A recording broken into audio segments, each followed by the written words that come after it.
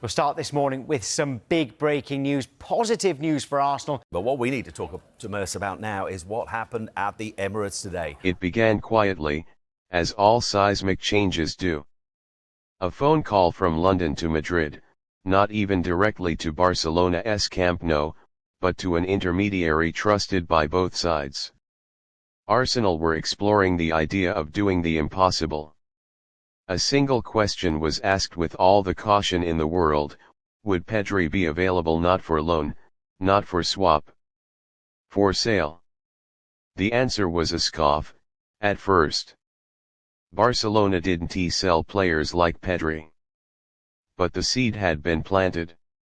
What followed over the next 6 weeks became one of the most remarkable transfer sagas in modern football.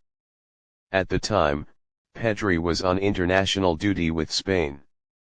Arsenal's scouting reports were not just filled with statistics but filled with emotional paragraphs, notes about his ability to calm chaotic games, about how he never needed more than 1 or 2 touches to unlock a block.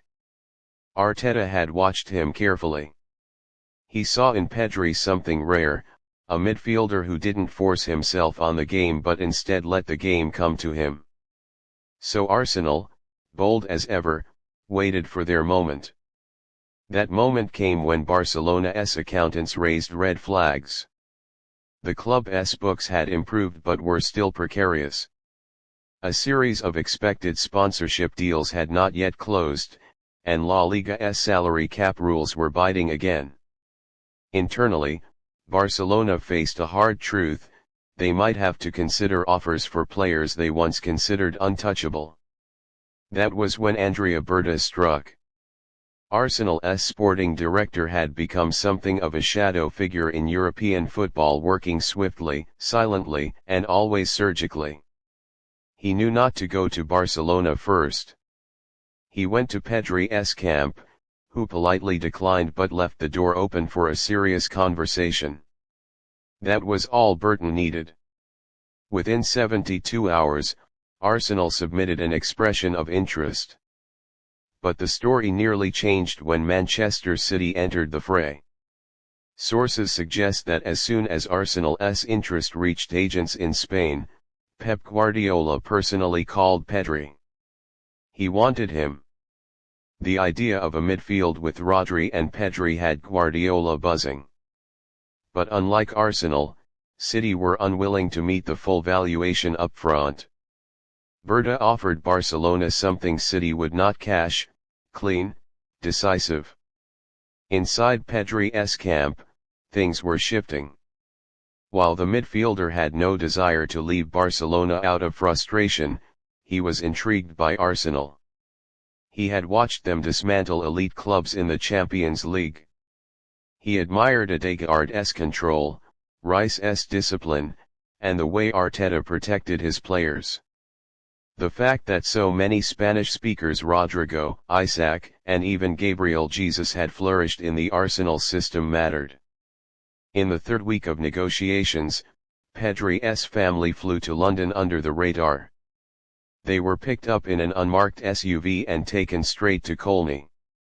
There, they met Mikel Arteta and Berta. It wasn't about money.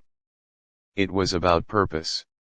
Arteta showed them a video presentation not just of Pedri's highlights, but of where he would fit in, how he'd receive the ball between Rice and Odegaard, how he would rotate wide to pull defenders, how he'd be trusted to create, not instructed to copy.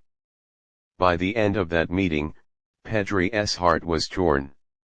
His grandfather, a lifelong Barcelona fan, reportedly told him, "The soul belongs here. But your future may not." Days later, Pedri informed Deco and Laporta that he was open to talks. Barcelona had no choice but to listen. When Arsenal officially submitted the £100 million bid, it wasn't just a financial offer, it was a psychological masterstroke. The payment structure was immediate, with incentives tied not to Pedri's appearances but to Arsenal's trophies. It showed confidence. It showed commitment. Barcelona's boardroom, already fractured over the club's financial direction, exploded in arguments. As word leaked to the press, the backlash in Spain was thunderous. Pundits accused Barcelona of betrayal. La Liga officials were furious. The idea that Pedri, the heir to Xavi's throne, would leave before lifting the Champions League in Catalonia was seen as sacrilegious. But the truth was, Barcelona couldn't afford to say no. Pedri's farewell meeting with Xavi Hernandez, who still served in a mentorship role at the club,